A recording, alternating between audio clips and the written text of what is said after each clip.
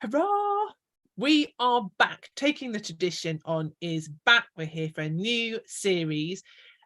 This is series 5. I can't believe it's series 5, which means it's been going now for nearly 5 years, which is just bananas. As always, I'd like to thank my fantastic patrons who helped to make Taking the Tradition On happen. You know who you are. You're completely brilliant and wonderful, and I love each and every one of you. If you'd like to become one of the patron gang, then obviously you are most welcome, and just go to Patreon and look for Amy Douglas. Thank you also to Get a Word in Edgeways Festival. So this is their posh Zoom that I use for Taking the Tradition On, and it is very, very nearly festival time. So Get a Word in Edgeways is going to be the 13th to the 15th of October, which is in person in Much Wenlock in Shropshire in England. But you can join from wherever, because Sunday the 15th of October there's going to be lots of events that are live streamed, and they're all free, so you can just go to garyfest.co.uk. The programme is up on there, details of tickets and events is all up, so go and have a look. So the new series, Soul Stories, it's going to be a slightly different series this time. Still going to have plenty of discussion, plenty of digging deep into what makes storytellers tick, but there's going to be more actual storytelling with this series as well.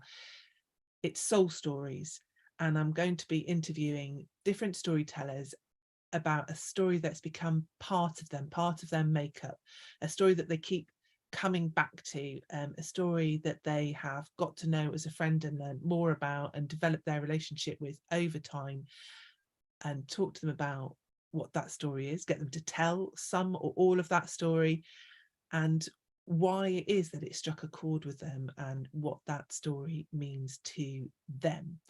So tonight is my first one in this series, and my guest is very eminent. All my storytellers are very eminent. This is a particularly eminent one, Dr. Simon Heywood, who is a professional storyteller. He currently works as a professor at Derby University, teaching creative writing. He holds a PhD on contemporary storytelling from Sheffield University's National Centre for the English Cultural Tradition. He's the author of The Legend of Vortigern, which gives you a little bit of a clue to the story that he's telling. It isn't Vortigern, but it's close. He's also written South Yorkshire Folktales with Damien Barker. He's toured nationally and internationally. He's been awarded commissions from both Festival at the Edge and Beyond the Border international storytelling festivals. He's an incredible songwriter. He's had all sorts of research and review articles, prose fiction, poetry and translations all published. He's generally just a bit scary because he's done so much. And most importantly of all for me, he is just an incredible storyteller. So please put your hands together on the chat. I want to have lots of weeping, lots of clapping for the fabulous Dr. Simon Heywood. Welcome, Simon. Hello, thank you. How am I going to crawl out from under that? I don't know. Oh, you've got broad shoulders, and I think you've created a reputation that I think you very easily live up to. No pressure. Well, the thing is, tonight is not just about you. It's That's about true. the story that you have chosen. And I started with a very eminent storyteller, but you've chosen sort of one of the biggest names in English mythology and, well, in British mythology to kick off the season with. So tonight we're going to be talking about the myth of Merlin. So not just a little story, masses and masses of stuff to talk about with Merlin. Yeah. And I think everyone here, like most of us, all know the name Merlin, and we'll all have associations and connotations with Merlin, but not everybody will necessarily know the whole story. In fact, I think it's probably unlikely that anybody will know the whole story and all the different little threads and connotations and references around him. Yeah. And so, do you want to just kick us off and introduce us to your Merlin, who you found, and tell us a little bit of his story? A bit of his story. So, well, shall I start with the story? It's just cracking straight on, or just talk a little bit about him, about the big M guy. Whichever way you like. I mean, I think starting with start with a bit of his story. Start with a bit of his story. Okay, I'll start. Well, this is. I'll tell the story of his birth, which is a great story, but also it's not particularly well known for various reasons, which we can maybe talk about later. And it's not one of the ones that tends to sort of make it into the movies particularly often, I don't think. But it begins a long way back. I mean, the whole Arthur cycle goes back hundreds and hundreds of years and generations, and that's back before the bit that everybody knows about, if you like. In the town on the shores of a turbulent sea, and the reason why that narrow sea is turbulent and angry so much is another story for another time, which I haven't got time to tell you tonight. But in this town, there was a house of religion. And in this house of religion, in a time long ago, there was a woman, and she was a princess. She was of royal blood, and for reasons political, probably as much as spiritual, she had gone into a house of religion very young and had been there for all of her life, with her sisters in religion, praying and offering praises. And that was the way that it was done back in those days, and indeed for many years after. And once a week, she would go and visit a friend of hers who was a priest, but he was more than just a priest. He was a friend, and he would hear her confession. But as much, they would catch up on the news and the gossip as anything else. And his name was Blaise. And one week, she left the house of religion and she made her way through the streets of the town to Blaise's house, and she sat down and he made her welcome and asked her how her week had been. And she told him a very strange story. And she said, I don't know how to tell you this. I'm not sure if I have the words, but I'll tell you what happened to me. And then you must make of it what you will. And he said, well, you can tell me anything. And she said, well, every night when the bell rings and the gates close in the house where I am, the shadows gather and the candles are snuffed, and we lie there, each of us in our narrow cells in the dark, quite alone, and the voice of the last prayer falls silent, and the night begins and we compose ourselves to sleep. And so it has been with me every night that I've been in that house since I was a girl and since first I went there. And yet last night something happened to me that I do not know that I have the words to describe. And when the bells fell silent and when the candles were snuffed and darkness gathered, and I lay there in the cold, narrow silence of my cell, all alone as I thought, it seemed to me that there was one there with me. And so dark was it that I never saw his face, but I knew that he was there. And I am almost sure that it was between him and me as it is between a man and a woman when they bring a child into the world. And when it was all done, he left, and I do not know how he came there or where he went or by what means. And I do not know how to tell you the story because I do not know if it happened in dream or in waking, but it troubles me. And the priest listened and he nodded and he said, well, it can be hard to know what is truth and what is a dream, what is an illusion.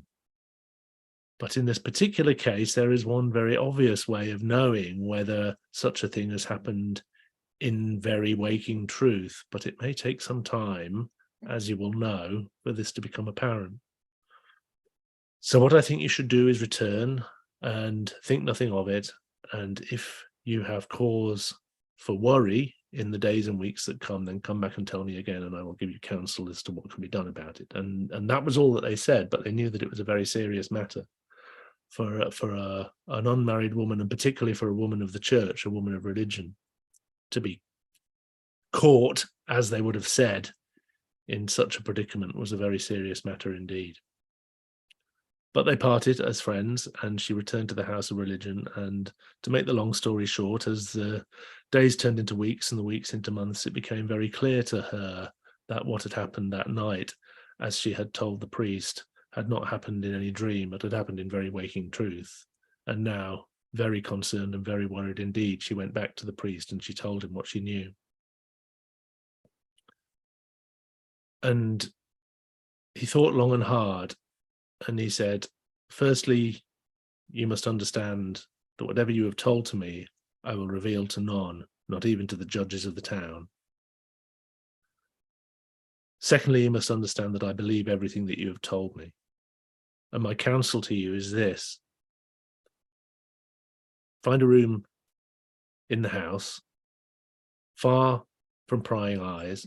Take with you only those whom you trust, or you would trust with your life. And there you must wait the outcome, if they can bring you food and drink and some comforts and a little warmth. Then in time, when the child comes, it will come far from prying eyes. And if and when it does, then if you can have one of your friends send word to me, I will be standing outside the house by the gates. And if there is a way that I can do it without it coming to the attention of the town, I will give that child whatsoever it may be and wheresoever it may have come from, and whosoever its father may have been, I will give that child the blessing of the church. And no matter where it has come from, and no matter what is in it, for good or ill, the blessing of the church can do it no harm and may do it a great deal of good. That was how they thought of these things back in those days. And so they parted again, and the woman went back to the house of religion, and there she said very little to any, but she had one or two friends who she knew she could place reliance on, and they did as the priest had advised. They found a room at the top of a tower, at the top of a tall winding staircase, and there, high above the town, on the bare floorboards of the wall, in between the stones of the wall and under the rafters of the roof, they made a home. And she waited there and ate the food and drank the drink that they brought to her, and she waited her time. And the women who were with her, her friends, who were wise in the ways of the world, brought towels, and they brought hot water, and they made everything ready for the coming of the child, just as they would for any other child that had come into the world in the normal way.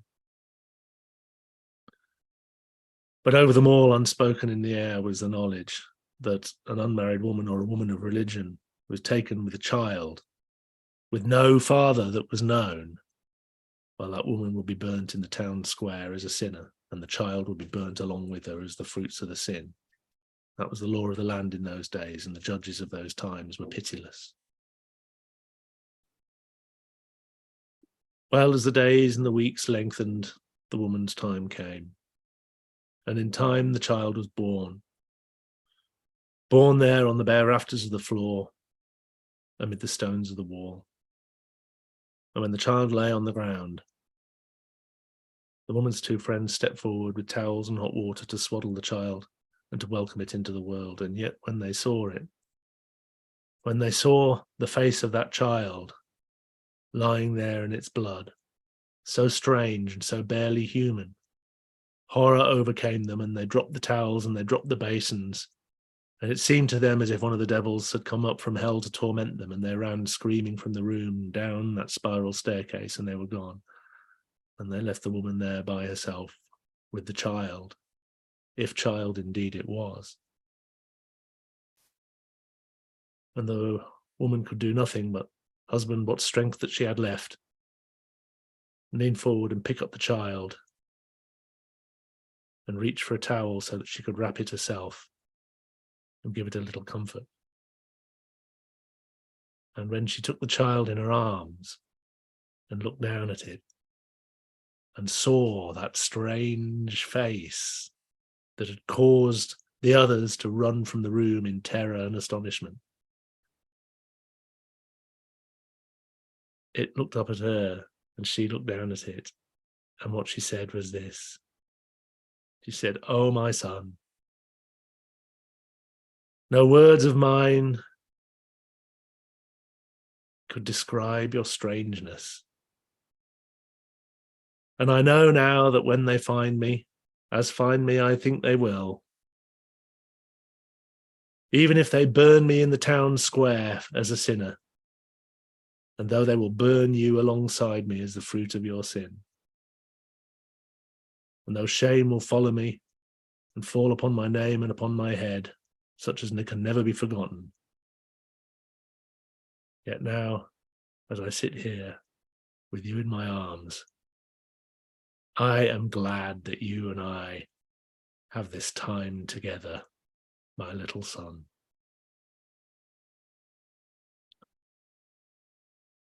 And the child said, "Oh, that's nice." She looked down at the child and she's almost certain that she'd heard a voice, and she looked around to see who had spoken, and the child coughed and said, "Down here." And she looked down. She realized that the child was speaking to her. She says, "How come you can speak?" He says, "What wonder is it if I could speak to you? Look at my face. Do I look like a normal child to you?" He says, "Tell me that thing about the burning again, because it's worrying me already." And she says, "Oh, how can I tell you? You're so young. I can't explain. It's so strange." He says, "But the people in this town are very harsh and very unforgiving, and I'm not supposed to be a mother, and yet somehow I am." And the child said, "Well, what business is that of anybody else's?" And she said, "Well, it's the law of the land. I'm a woman of religion. I'm an unmarried woman. They're going to burn me in the town square as a sinner, and they're going to burn you alongside me as the fruit of the sin." And the child said, "Well, we'll see about that." And she said, "It's too complicated to explain." And to make the long story short, anyway, she managed to somehow to get word to the priest.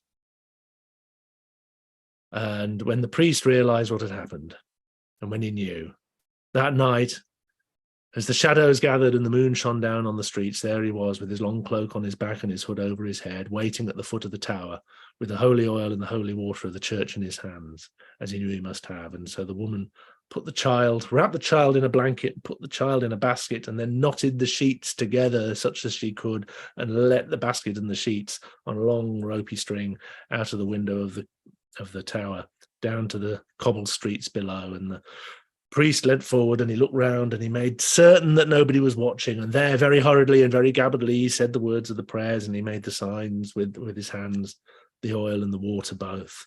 And he gave the child the blessing and the baptism of the church. And then he made the sign, and the woman pulled the basket back up, and she pulled it back up to the top of the tower and lifted the basket in and took the child out. And the child looked up at her and said, "Oh, that itched.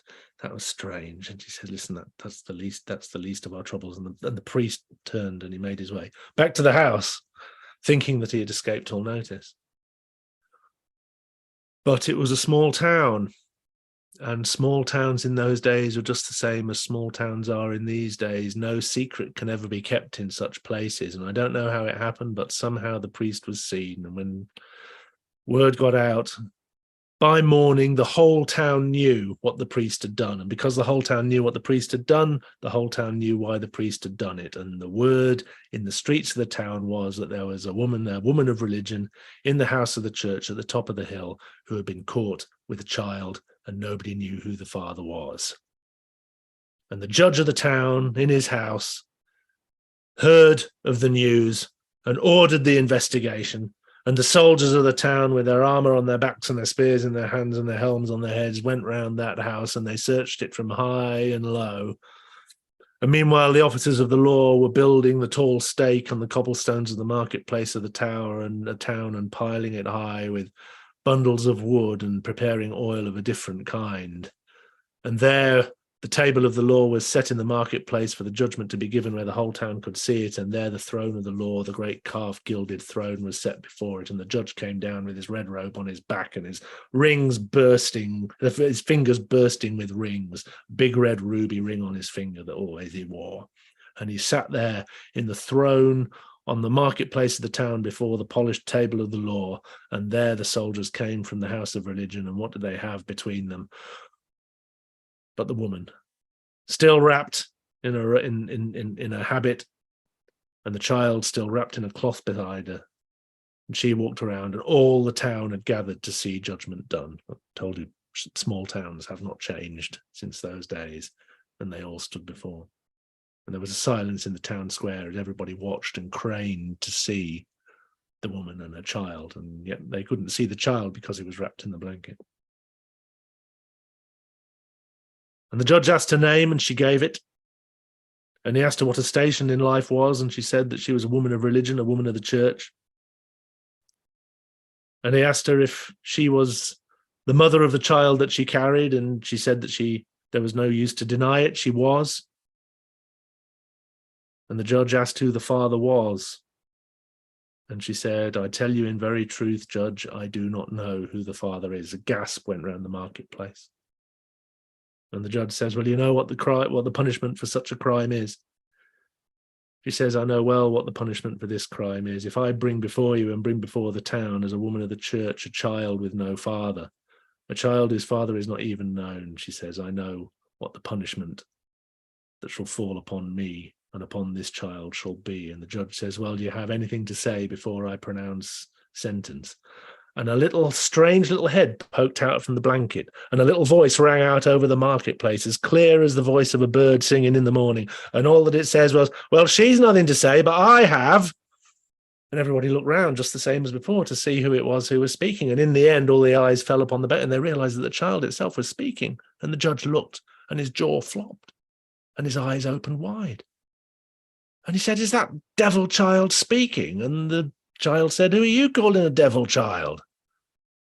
And the judge says, this is terror and astonishment. Sentence must be passed at once. And the child says, I don't think so. He says, because the law of the land gives me the right to speak in my defense. And it's not just my mother who you're going to burn today. It's me. You're going to burn her as the sinner and me as the fruit of the sin. I've heard all about this. And the law says that you cannot do that until I have spoken in my own defense.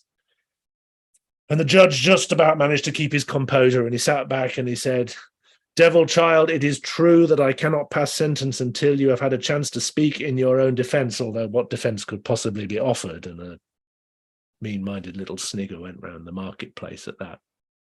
And the child says, well, let us consider the facts of the case. The woman was sat there watching this, looking down this.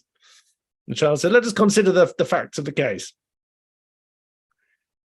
As I understand it, he says, and you have to forgive me for being a little slow on the uptake. I don't know the law of the land particularly well because I'm 15 hours old and not a minute older, said he. But I understand that the reason that I am to be burned alive today is because I do not, and you do not, and she does not, and none of these people know who my father was. Is that right? And the judge says, well, that technically is more or less the case.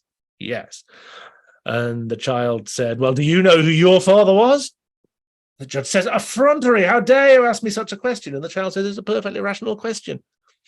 Nothing can give you the right to burn me for not knowing who my father was, unless you do know who your father was. And the judge said, of course I know who my father was. And the child says, how do you know? And the judge says, well, I know because my mother told me. Oh, so your mother told you. He said, have you any evidence that your mother told the truth? Of course, horrible, scandalized gasp went around the marketplace at the effrontery of the child for saying such things. But the judge said, as it happens, I do. And he held up his fist, and there on his fist was a big red ruby ring with a gold ring round his finger. And he said, when my mother took me on her knee when I was a child, she put this ring on my finger and she told me never to remove it. And the reason why she said never to remove it was because the name of my father was written in the gold of the ring. And if I put it on my finger, it would press the very letters of his name into the flesh of my hand. Oh, fascinating, said the child. Have you ever taken the ring off? Well, of course I haven't taken the ring off. I've worn it as my mother told me to every day since then. And the child says, so you don't actually know what it says, do you? And the judge says, what? You don't know what it says. You've never taken the ring off. You've never read what's written underneath. You've never read the letters that are pressed into the flesh of your finger. And the judge says, well, I don't need to. And the child says, well, if you want to burn me today, I think you do need to. The judge looked round rather uncomfortably. And he realized, in spite of himself, that everything that the child had said was true and legally sound. And he said, very well. In the service of the law of the land and the law of this town, I will remove this ring from my finger and I will read the name of my father so the whole of the town can know. And then you will know that I am a judge of this town and a citizen of this town and a burgher of this kingdom, and you are nothing but the spawn of some devil. And the child says, well, in that case, you must be very, very sure that the name on the inside of the ring is the name that you expect to read. The judge began to draw the ring from his finger, and the whole town watched and leaned forward, because as he drew the ring towards the joint of his fingers slowed, and his eyes seemed to cloud, and his face took on a faraway look, and his brow began to furrow. And in the most solemn voice he could muster, he declared a short recess. And he stepped down from the throne. And nobody knew how, but he was gone in the crowd before anybody could see where he'd gone. And if they had been waiting from that day to this for him to return and pass judgment upon the child, they would be waiting still. Somehow he made his way to the gates of the town, and out through the gates of the town. And in that town, from that day onwards to the end of his days, he was never seen again. And when the crowd realized that there was to be no burning that day, they too began to drift away in drips and drabs. And in scarcely more time than it takes to tell, the woman and the child were left alone in the marketplace, looking round at the polished table and the empty throne and the big steak and the bundles of wood that were there soaked in oil, awaiting for the kindling that never came. And the woman looked down at the strange child in her arms, and she said, "How did you know?" And the child looked up and said, "My father told me." And she said, "And who was your father?" And the child said, "I think you know who my father was, mother. And I think you know why he sent me. I was brought into the world to bring about its end, to tear the stars from the sky, burn the seas with fire, boil them away like mist and cloud, and bring about the destruction of all things that has long been foretold in the writings of the wise. My father sent me for that purpose. And in the hour I came into the world, mother, knowing that purpose as I did, I would have done it. But as I lay on the bare floorboards, under the rafters of the roof, in the tower where I was born, you took me up in your arms,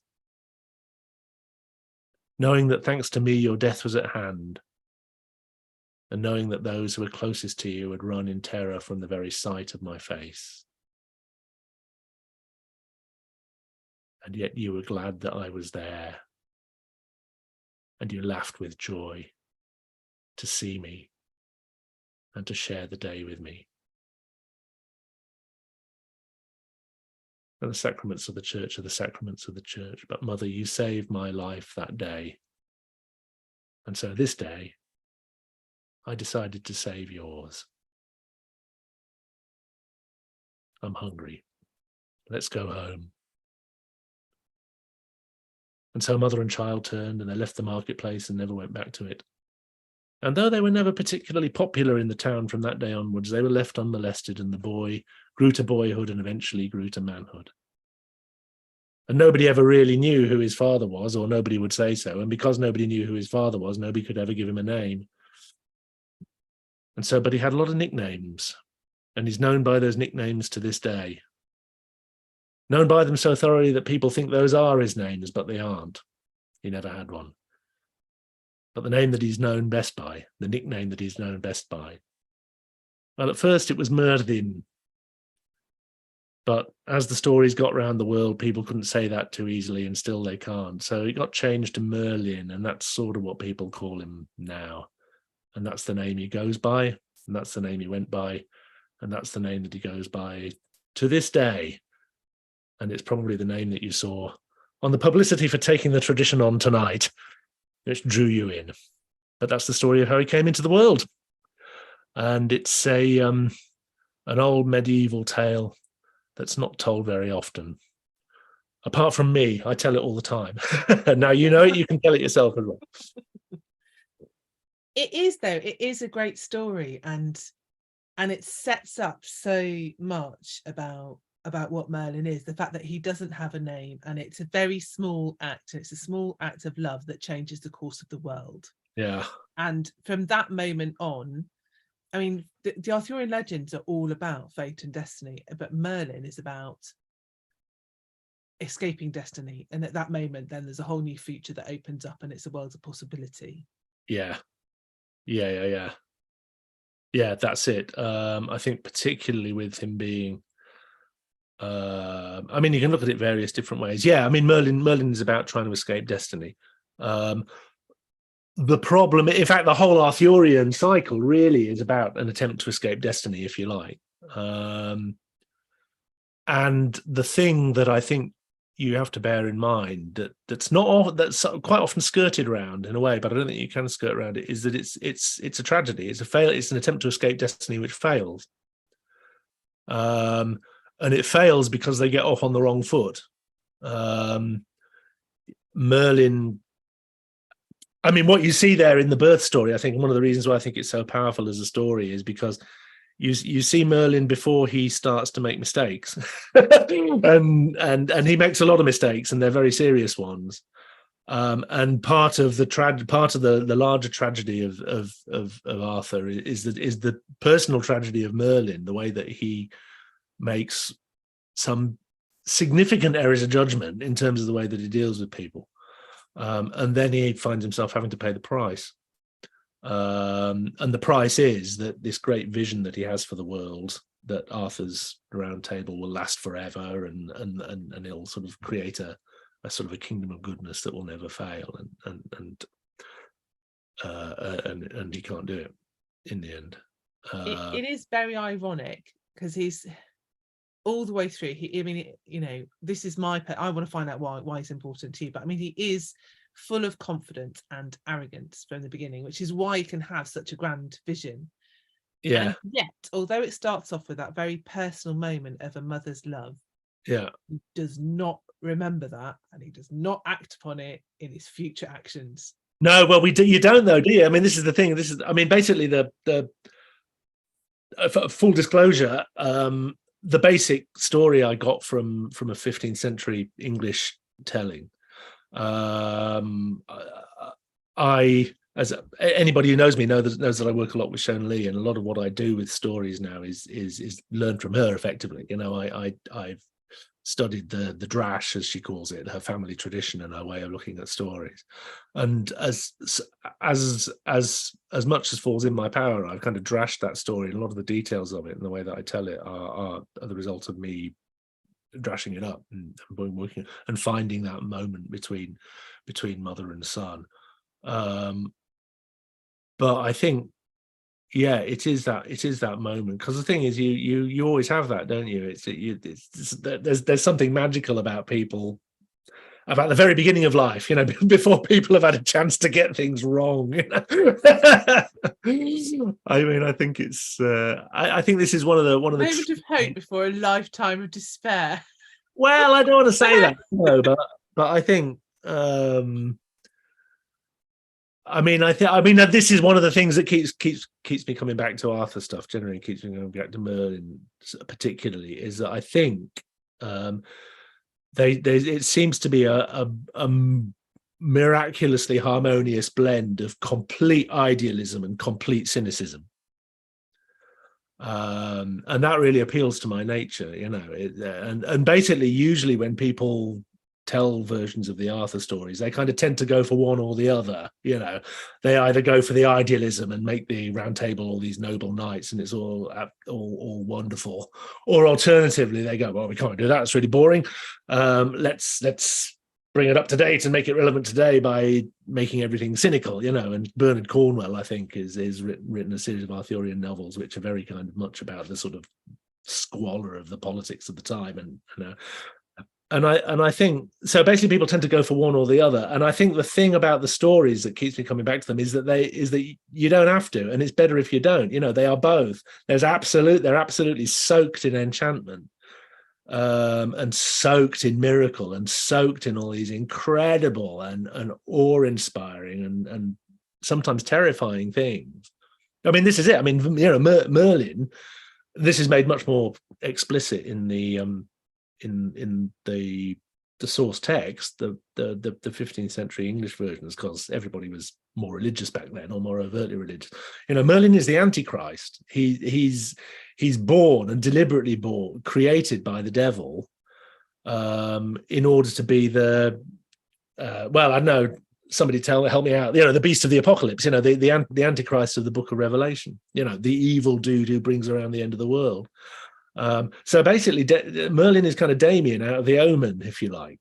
He's supposed to be, but he rebels against his own destiny, and that's pretty scary stuff. But so you've got all this kind of magic and wonder and also terror, but also at the same time it is absolutely brutally cynical about the realities of politics. Because the other thing that Merlin is as well is, and we'll maybe sort of talk about this a little bit later, maybe, or talk a bit about it, but the terrifying thing about Merlin that's completely hidden in plain view, and most attempts to tell the story make a massive excuse for it, and they kind of explain it away and sort of like don't notice it, is the way that he contrives the birth of Arthur. And people, what happens is Merlin is working for the king, who is Uther Pendragon, and Uther Pendragon is infatuated with Igraine, who is married to Uther's biggest enemy. And so Merlin doesn't just contrive a war in which they manage to kill the biggest enemy so that Igraine is a widow and therefore marriageable once again, which would be bad enough. But he also manages to sort of magically turn Uther into make him look like the Duke, the dead Duke, so that Igraine won't know. And then Uther goes in, and Arthur is conceived by Igraine, along with Uther Pendragon, who is magically impersonating her husband. Now that is horrific, kind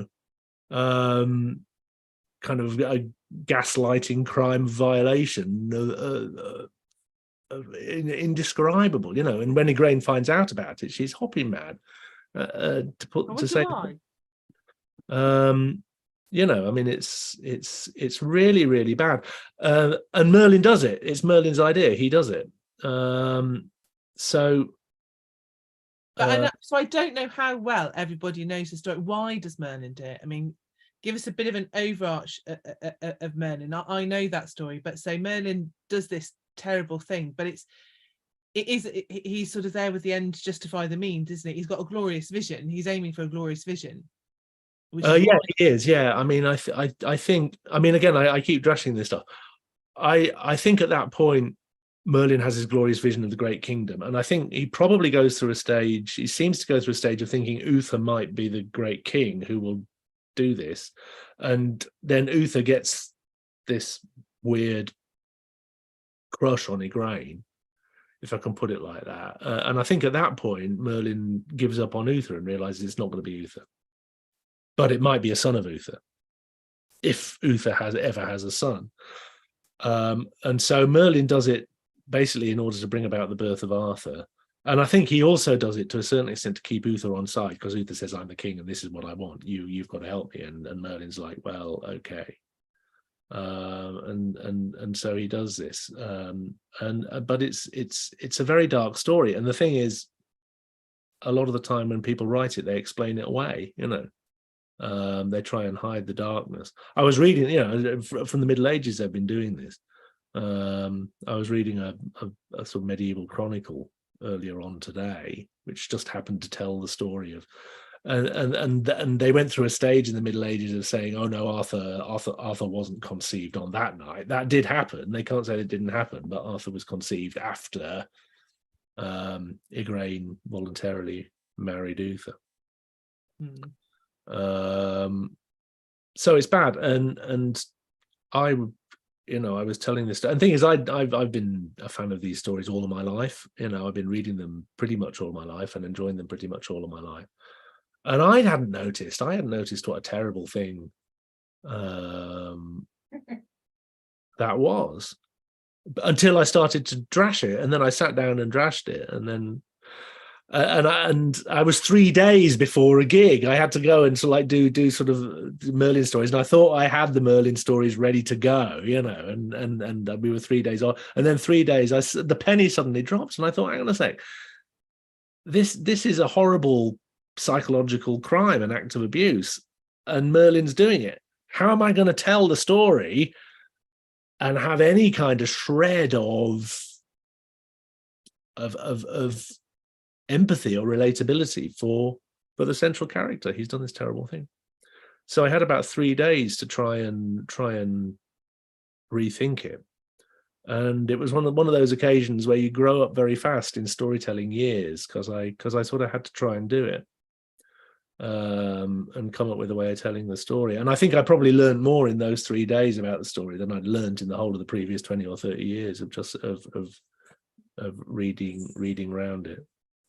And in the end, what I came up with is the character that I've got now for Merlin. In a sense, what you see in the birth story is the beginnings of him as that character, is as someone who is who basically wants to do well and wants to do the right thing, and sometimes does, but in actual fact, his basic nature is diabolical, is devilish. So he sort of has the aspiration to do well, but he kind of has no moral compass.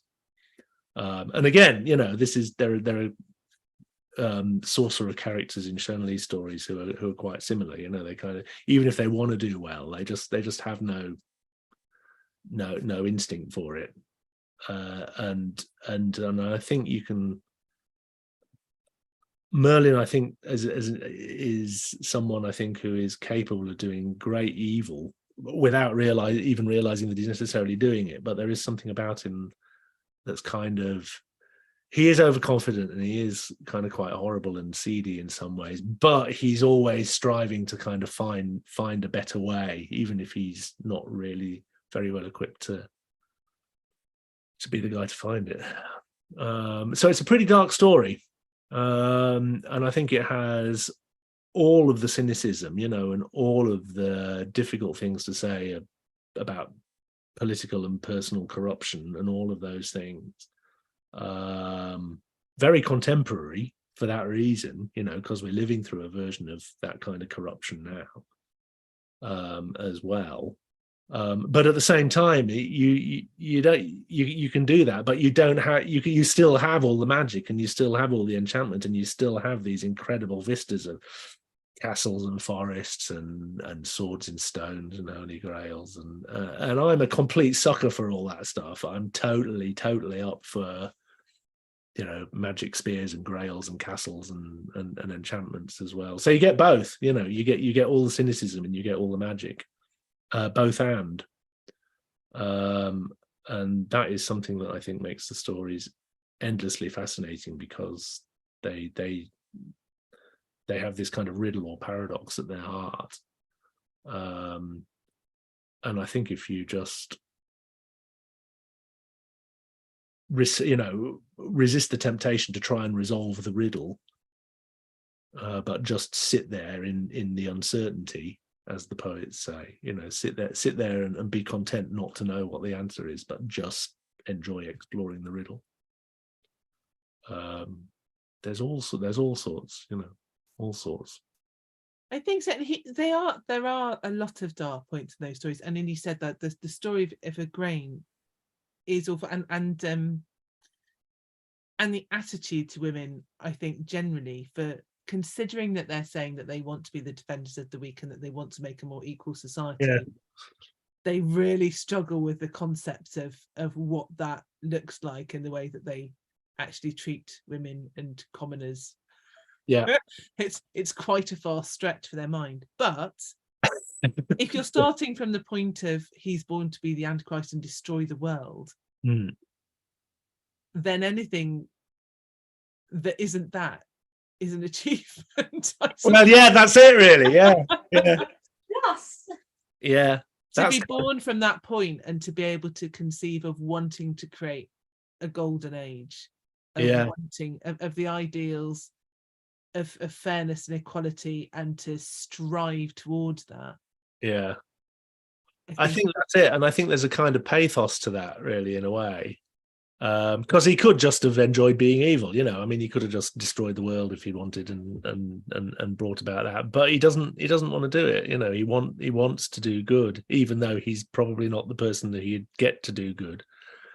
I was thinking about this. I mean, it's a bit like there's a real life guy who got in the news not so long ago. I mentioned him to you actually, Amy, when we were sort of talking over this. I think he was a research psychologist, and he really exists. I can't remember his name or where he works or something, but he definitely is a real guy.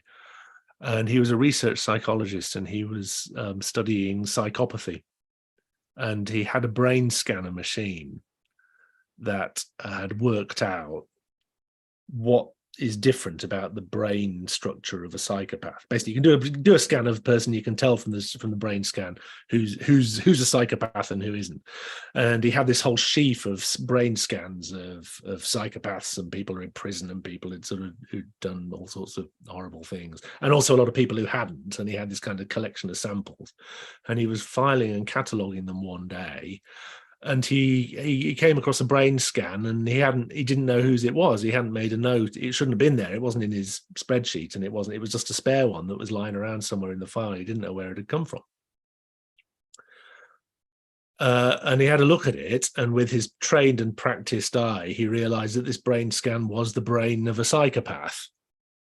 And that got him worried, because he realized that somewhere in his data set, he had a brain scan of a genuine psychopath, and he didn't know who it was. And so he went back over his notes in order to find out who this was. And actually, it was him. And what he'd done was, when he got the machine, he'd run his own brain through it as a test to see if the machine was working, and then taken the printout and not bothered to file the printout along with all the actual experimental data that he'd been generating.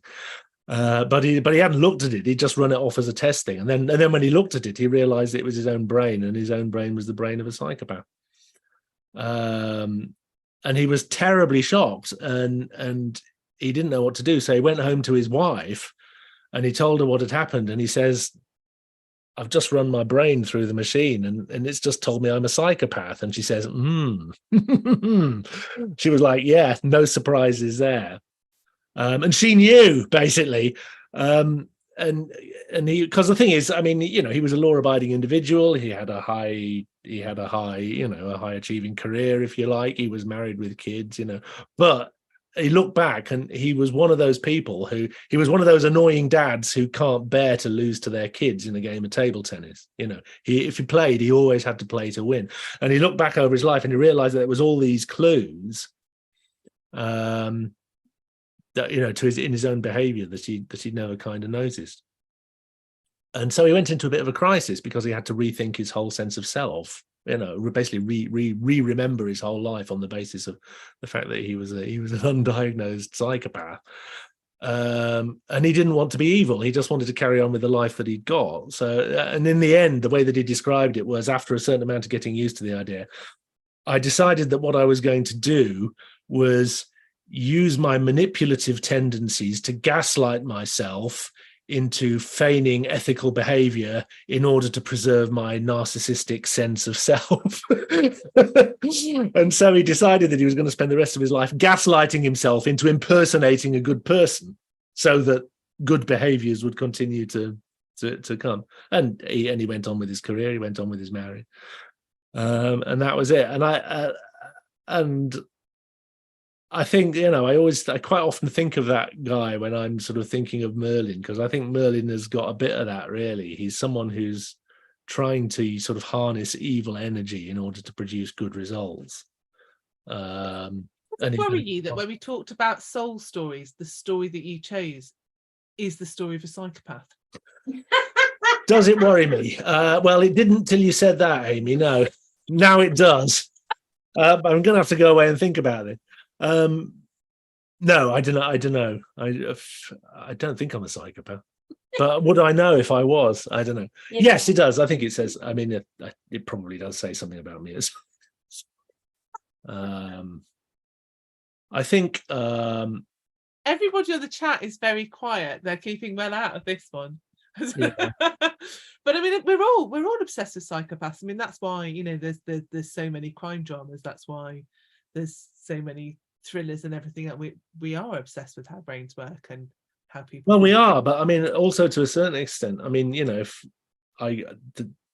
if my train station for work has got the Richard and Judy top 10 bestseller book lists and I go in there, and quite regularly there's like a non-fiction book called Confessions of a Sociopath, and the Confessions of a Sociopath is basically a sort of a memoir by someone who is one, but they're sort of like a corporate high flyer or something like that. And what they do is they tell you how a sociopath sees situations, and how they sort of like game everything strategically in order to get particular outcomes and all this kind of thing.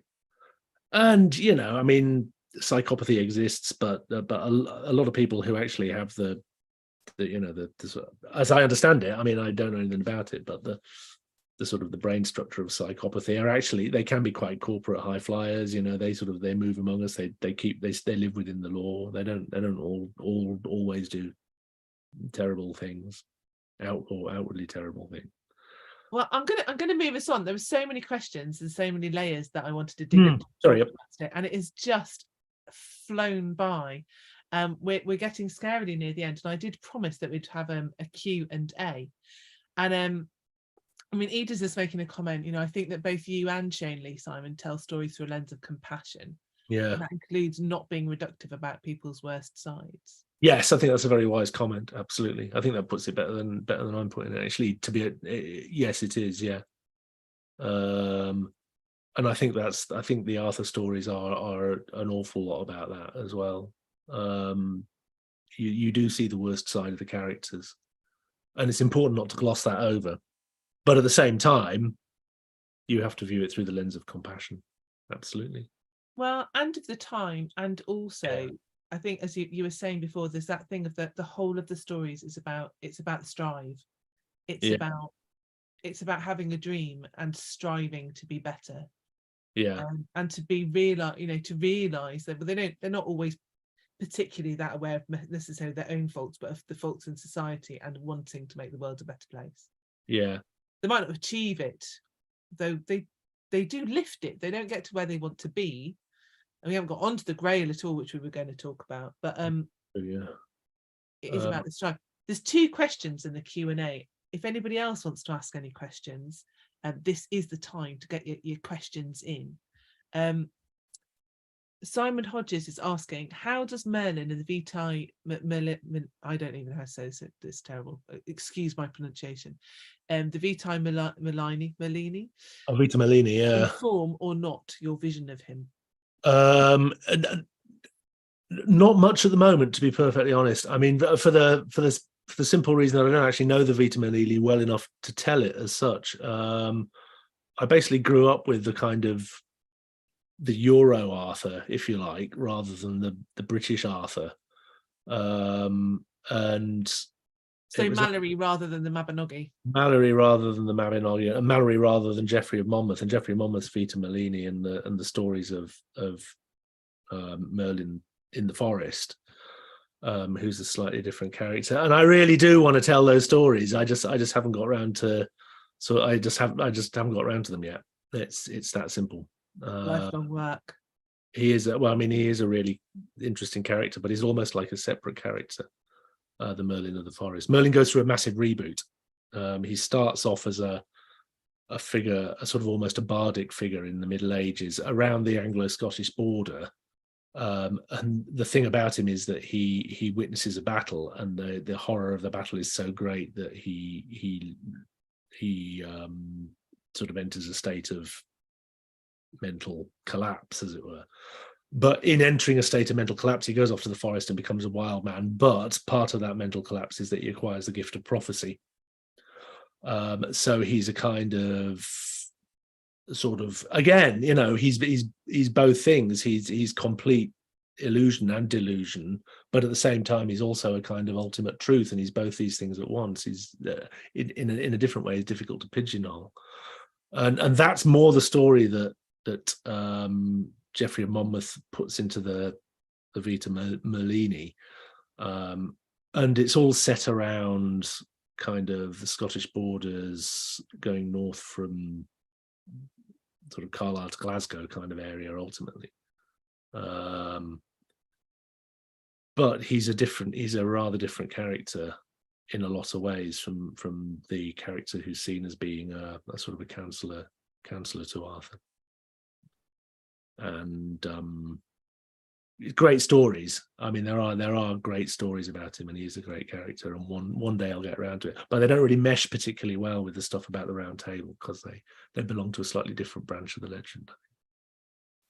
And is that one of the things though that you like about Merlin, the fact that there's all these different possibilities and all of these stories that don't mesh and are different aspects?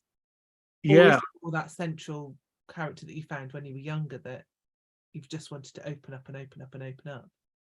Well, when I got into it, I sort of got into him just because I was kind of beguiled by him. Really, when I started out, it was just his capacity for magic and his wisdom, and the sense that he's the guy who is steering Arthur in a positive direction. And he does. I mean, I've been sounding very cynical so far, but in fact, they do really.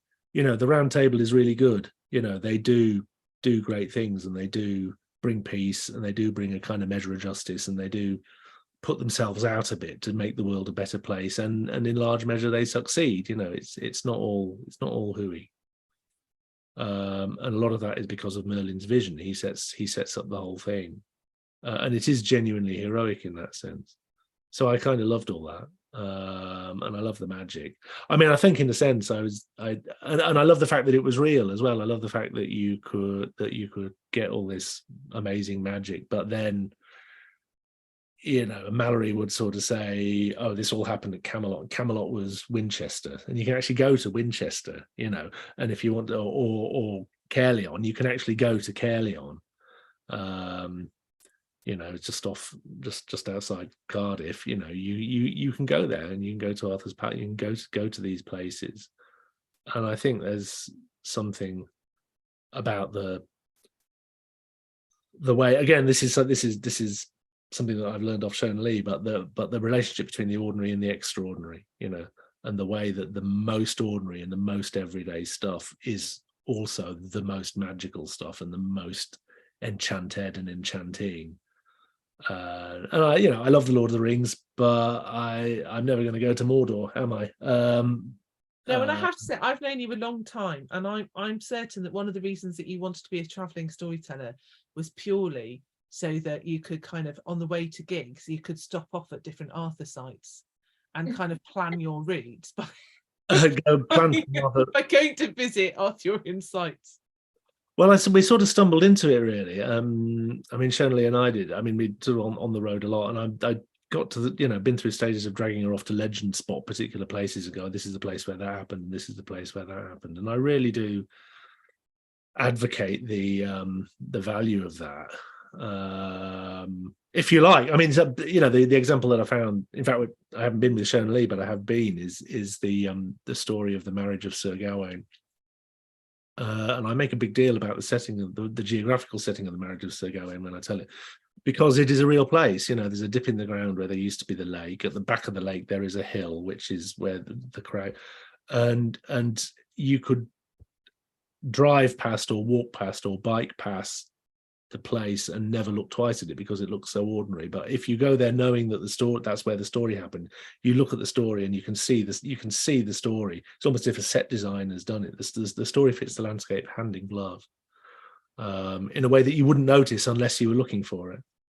And having sort of stumbled into starting to look at places like that over the years, I am now completely beguiled by it, and I just absolutely love going to places and sort of going, "Oh, this is where that happened. This is where that happened." And I'm sure that one of the things that the stories do very effectively is they re-enchant your relationship with the physical place that you're in. Daniel Morden has a lovely way of putting it. He says the point of the story is to make the stone stonier. And I think that really captures something. And I think, in a sense, if you have stories like Arthur's stories, which very often are set in real places, they make the place placier, don't they? And I think that's probably sort of how I got started in it, or got pulled into it, because I just love the idea that you could, I was a terrible kid, because if you took me to a ruined castle or something like that, I'd just disappear. I'd just sort of go wandering around ruined abbeys and castles and have to be winched in, protesting vociferously at the end of the day. I don't think that sounds like a terrible child at all. Well, this is it. It's So real, like take places. It's real. It really exists. That's it. I mean, I'm not saying. Right. We've got some other questions. We managed to do one from the Q&A in all. Goodness, okay, yep. So we're gonna whiz through the others. I think some of these probably will be quite short answers. But so Eden says that was a fabulous telling. Absolutely, totally agree, Eden. Do you think that Merlin was originally the Antichrist, or that the term concept was imposed afterwards? It was imposed afterwards, definitely, yeah. Probably, in my understanding, for what it's worth, I think there was a Merlin, and he really existed. And what he probably was a bard, somewhere around the Anglo-Scottish border, somewhere at the very beginning of the Middle Ages. And there are poems, just as there are poems which are said to be poems by Taliesin and Iron and those guys. There are poems by Merlin, and as far as it's possible to be confident, there probably was a real Merlin. And the story of the man who lost his wits in horror at the site of the battle, it was attached to him as a character. And at some point around Geoffrey of Monmouth's time, which is centuries afterwards, after the legend has already been in development for centuries, at that point, the idea of Merlin as the wizard and the counselor of Arthur comes in. And I think the idea of him being an antichrist, the earliest I personally know about it, I think is centuries after that. So it is very much something that was brought into the legend afterwards, after Merlin already existed. I think it was always understood that his father was a devil, and that was where he got his prophetic power and some of his wisdom from. The story of the birth, I think, is there in Geoffrey of Monmouth. I think it is. But going from a demon to the devil is not. That's it. Yeah, going from the side. It's not a massive step in language and ways of looking at it, but it is a massive step in character. Yeah, I mean, basically, the thing is, the franchise really blew up in the Middle Ages, and an awful lot of, just as now, I mean, it's a bit like what happens now with things like Star Wars and Superman, and once storytellers realize that people want to hear these stories, the sheer volume of material just goes completely bananas, and the complexity of the material goes completely bananas. And also, as well, and you also find this problem with things like Star Wars and Star Trek now, is that it's very difficult the stories lose consistency. It's like they don't always fit together because one person's taking the stories one way and another person's taking the stories the other way. That's exactly what happened to the Arthur stuff in the Middle Ages. It went in every which way at once. And all sorts of things were changed about it. And certain figures changed, like Gawain changes quite a lot, I think. So the characters are always changing, and what Mallory has, he comes in right at the very end of it, and he sort of boils it down to what you'd now consider to be the sort of a standard version. But he's taking a lot of stuff that was developed over the 1200s, 1300s, across Europe, often by people who probably couldn't point to Wales on a map of the world. They didn't know. They weren't that interested in the actual origins of the story. They were interested in making the story their own, to use that phrase. So Fred's asking why. Fred, we've covered quite a few things, and I'm not quite sure which bit you're asking about with the why. Why what? Give us the full question. We'll try and answer. David Thompson's asking, some folklorists have stated that Merlin or Merlin is actually a title, not a name. What say you? Well, you said in the story he doesn't have a name, so. Yeah, I think the idea that he doesn't have a name, I think is either I've picked it up or I've made it up. I'm not quite sure where I got it from. I couldn't give you a source for it particularly. It just seems to suit him as a character, somebody who's kind of that hard to pin down. Just to get that said, Merlin might be a title. I'm just not good enough on the languages, on the original languages, to be able to have an authoritative opinion. It's entirely possible that it might be. It's also a thing like men. I mean, this is my interpretation, not yours. But I mean, people involved in magic tend to rather jealously guard their names as well. So one would imagine that he knows his own name, but he might not choose to share it with anybody else. I'd never thought about that, but that really fits. Yeah. That was always my assumption, because when you give your name, you give it power, and particularly in magic session, magic circles. Yeah. You're giving it away. So I know a few people are having to leave now. I totally understand. We're completely overrunning, and we do generally try and keep it down to an hour. But it's, you give full and interesting and fascinating answers, Simon. So and I promised I would answer everybody's questions in the QA. So it's we're just going to overrun. There is no law that says we have to finish exactly on time. But if you need to go, obviously go, and you can watch the end on catch up later if you would like to. So we've got one more question on the Q&A, which was, I suspect this is probably not going to be your shortest answer. But I love this question. Do you think Merlin could have been born and achieved what he did in our modern times?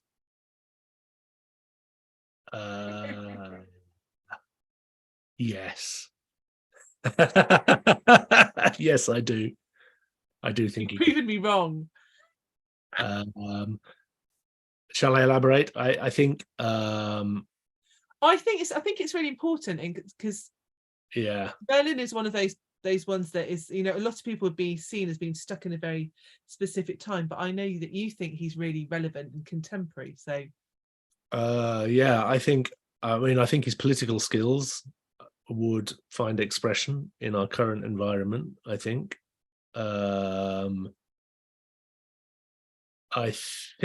probably I'm wondering if he would.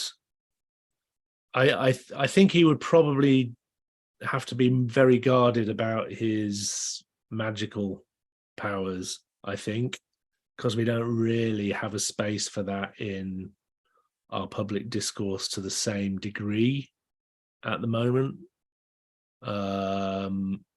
So back then, it was known that Merlin was a bit of a wizard, and it was also known that Morgan Le Fay was a bit of a was good at magic, and that was understood. And I think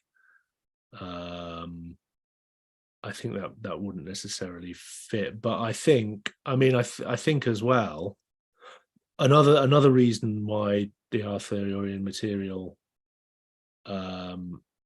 really, I think, speaks powerfully to me is because essentially it's a story of decline and fall. It's about a society that is in rapid change, often traumatic change, and often change that is seen as being for the worse rather than the better. The Roman Empire is falling, the social ties are collapsing, and there's a sense of crisis, and there's a sense of, well, are we going to make it? And I think the mood of the times at the moment is, there's a lot of anxiety about. So I think there's something about the Arthur stories that speak very powerfully to our political predicament at the moment.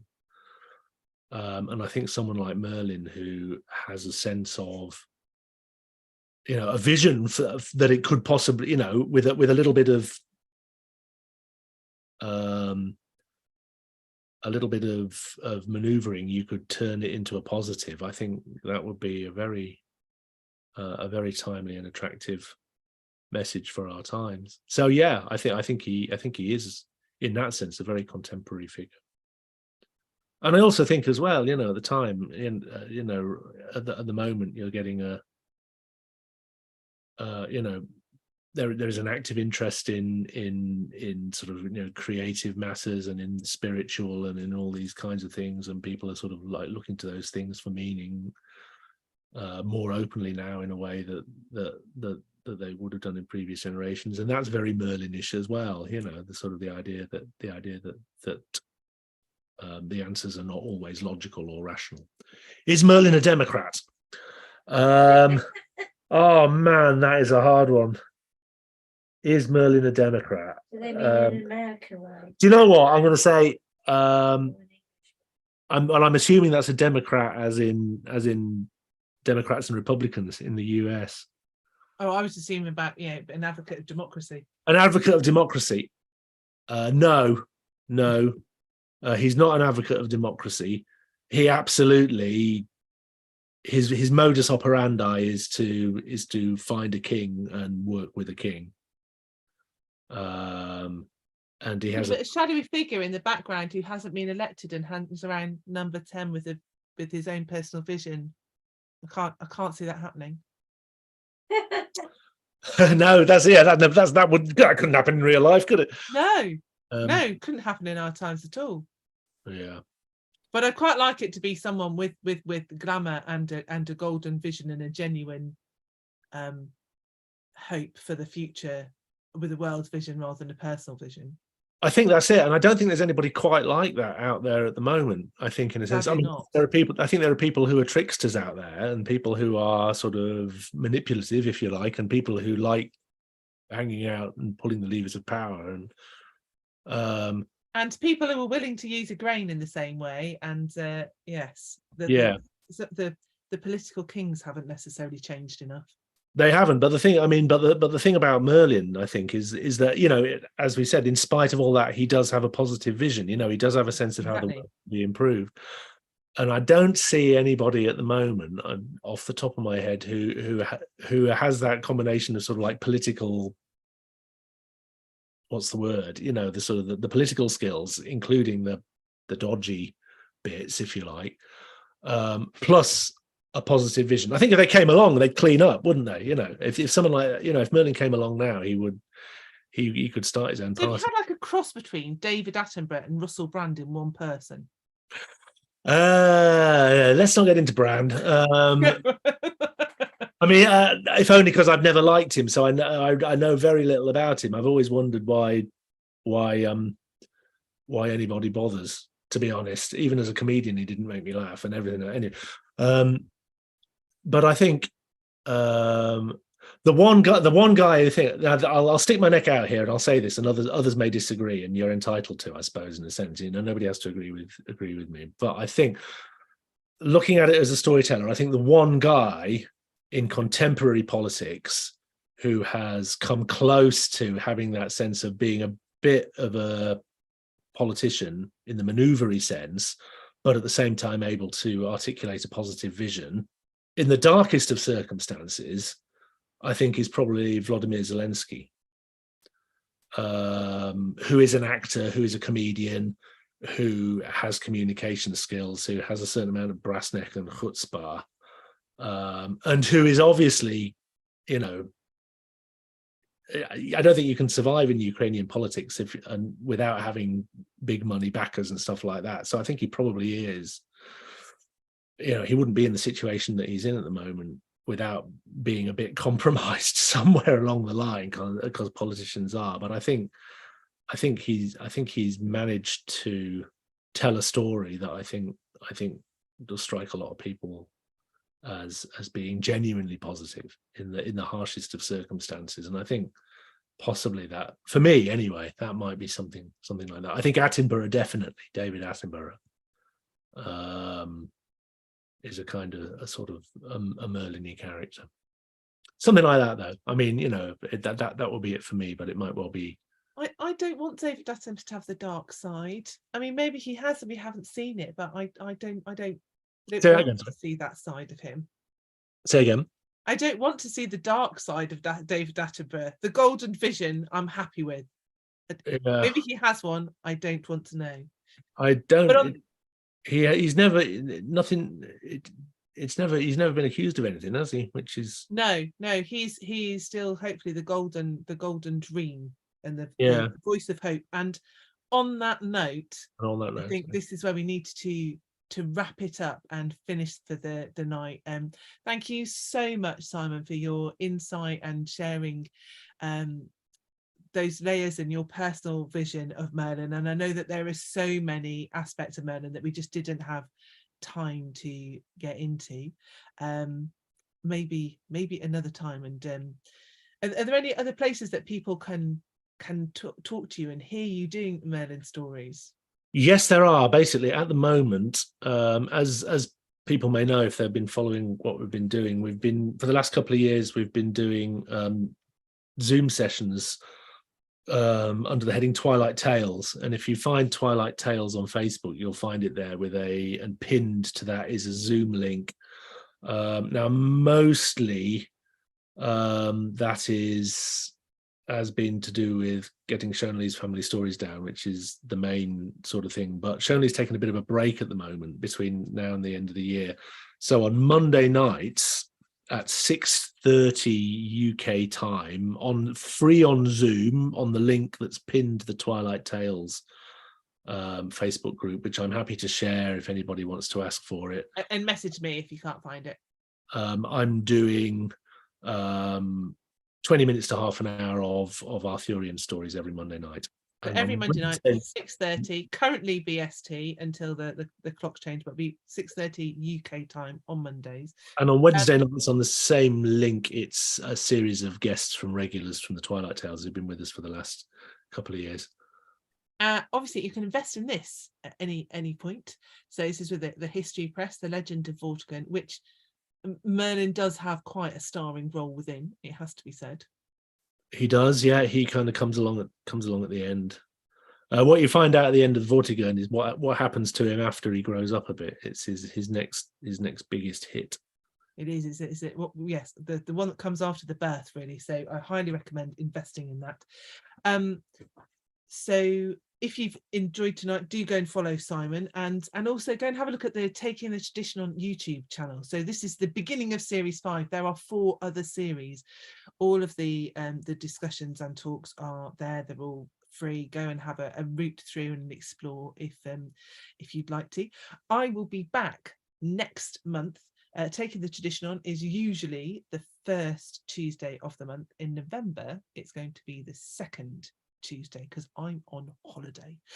So and usually it'll be on the 2nd, which is the 14th of November, with another wonderful storyteller. If you want to know who, well, my patrons are always the first to know, so I'll put it up there first, but then I will be advertising it all over the place on Facebook. After all we've been talking about, a bit of a Freudian slip there. I will be advertising it on Facebook and on my website. And subscribe to the channel if you like it, and then you'll hear what's going on as well. But for now, thank you all for coming, for bringing your opinions, for joining in on the chat, and particularly to my guest Simon Heywood, but to all of you for helping us to take the tradition on.